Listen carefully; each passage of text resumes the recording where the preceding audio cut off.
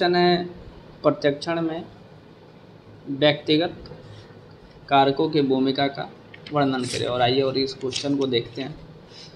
मनोवैज्ञानिकों द्वारा किया गया अध्ययन से स्पष्ट हुआ कि प्रत्यक्षण में प्रत्यक्षणकर्ता से संबंधित कारकों की भूमिका काफ़ी महत्वपूर्ण होती है। इन कारकों की तीक्ष्णता से संबंधित तीक्ष्ण व्यक्ति का प्रत्यक्ष अस्पष्टता प्रभावित होता है। व्यक्तिगत प्रभावों में ऐसे तो कई कारकों को सम्मिलित किया जाता है, परंतु उनमें प्रत्यक्षणकर्ता की आवश्यकता, प्रत्यक्षणकर्ता के लिए वस्तु का मूल्य, प्रत्यक्षणकर्ता का मूल्य तंत्र, व्यक्तित्वशील गुण, मानसिक वृत्ति, वस्तु का प्रत्यक्षणकर्ता के लिए प्रतीकात्मक अर्थ आदि को प्रदान बतलाया गया है। इन सबों का वर्णन निम्नलिखित है। पहला है शारीरिक आवश्यकता तथा मनोवैज्ञानिक आवश्यकता पर प्रभाव।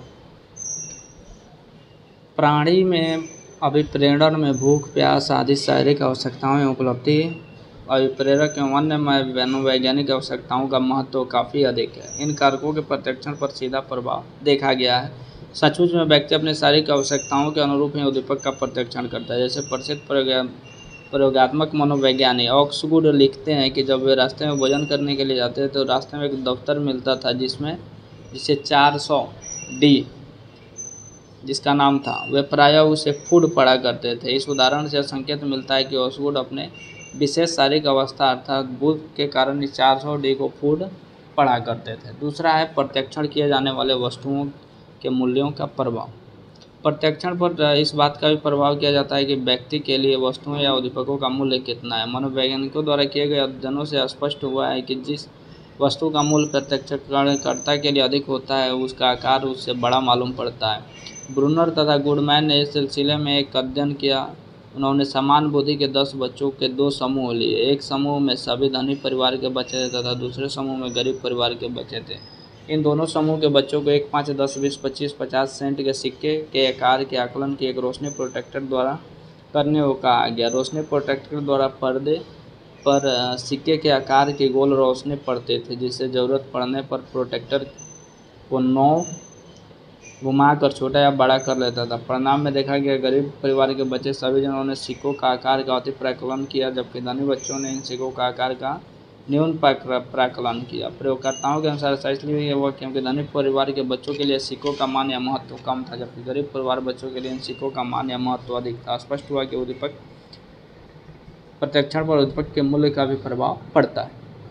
तीसरा है प्रत्यक्षण पर मानसिक प्रभाव। प्रत्यक्षण पर प्रत्यक्षणकर्ता के मानसिक वृत्ति का भी प्रभाव पड़ता है। मानसिक वृत्ति से तात्पर्य एक विशेष तरह की मानसिक तत्परता से होती है। प्रायोजों में विशेष शब्द निर्देश देकर मानसिक तत्परता उत्पन्न की जाती है या फिर गत अनुभूतियों से उत्पन्न प्रत्याशाओं में समायोजों में वृत्ति उत्पन्न हो सकता है। कई ऐसे अध्ययन किए गए हैं जिसमें शाब्दिक निर्देश देकर प्रायोजों में एक ही तरह की मानसिक उत्पन्न की गई है और उससे प्रत्यक्षण सीधे प्रभावित होता पाया गया है। स्ट्रिप ने एक अध्ययन किया इसमें उन्होंने प्रायोजों को कुछ अस्पष्ट तस्वीर दिखलाया। ऐसे ही अस्पष्ट तस्वीर को दिखलाया गया जब प्रायोजों को निर्देश दिया चित्र में कुछ ऐसा दृश्य है जिसे वह घुड़दौड़ में देख सकेंगे, तो एक विशेष मानसिक वृत्ति उत्पन्न हो गई, जिन्होंने परिणाम स्वरूप यह अस्पष्ट चित्र एक अस्पष्ट चित्र अर्थात घोड़े के सवार व्यक्ति के रूप में प्रत्यक्षण कर सकने में सफल हुए। लिपिक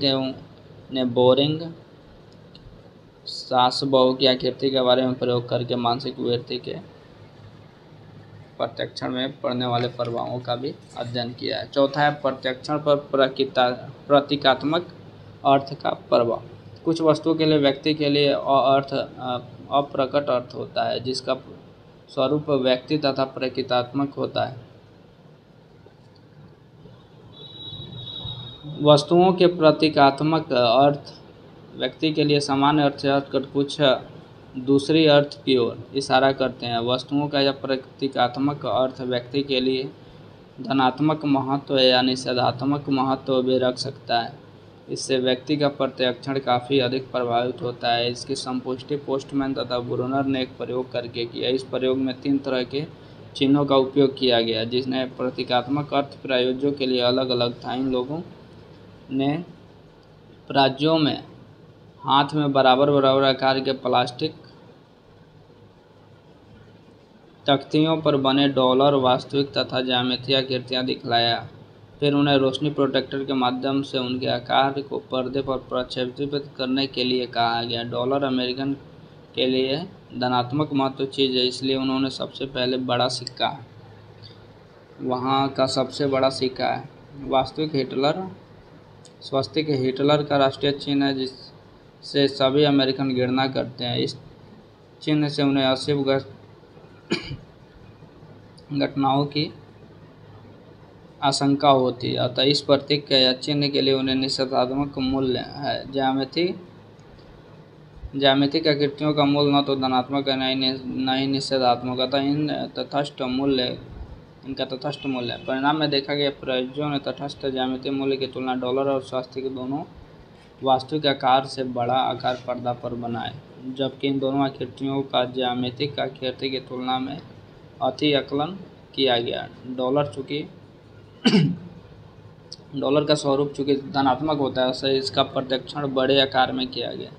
स्वस्तिक निषेधात्मक स्वरूप का प्रत्यक्षण होता है, जिन्हें अमेरिकन अधिक आशंकित रहते हैं या घबराते हैं। विशेष आशंका या घबराहट के कारण वे इसका भी प्रत्यक्षण बड़े आकार में किए। इस अध्ययन से स्पष्ट हो जाता है कि उद्दीपक के सांकेतिक मूल्य या अर्थ का प्रभाव उसके प्रत्यक्षण पर भी पड़ता है।